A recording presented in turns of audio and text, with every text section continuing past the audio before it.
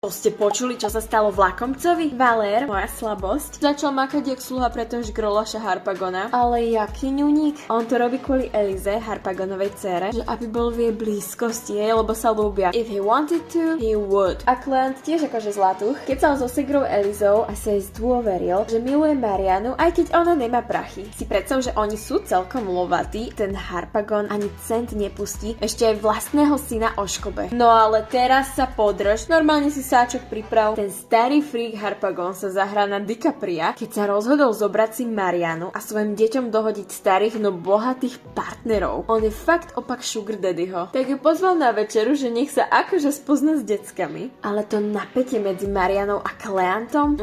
Ale aspoň bol normálny a nechceli volať mámy. Do toho ešte zmizne Harpagonovi truhlička s prachmi. Tak zúri viac, než keď zistil, že syn ide po rovnakej čajke jak on. Ale ten si zazdal dobrú poistku, lebo sa zatiaľ dostal k fotríkovým prašulom. Do domu prišiel Anselm, ten stúpenec Elizy. Ukázalo sa, že to bol stratený otec Valera a Mariany, takže z nich zrazu boli súrodenci. Ale našťastie Anselm pohodiak a ešte aj bohatý. V pohode sa môže Eliza zobrať s Valerom a Cleant s Marianou, len to musí Anselm zacvakať. Takže to sa z nich mega teším. Reálne viac než Harpagon, však ten bol jedine rád, že dostal truhlicu s mincami naspäť. No a ja som zase rada, že máme make-up hotový.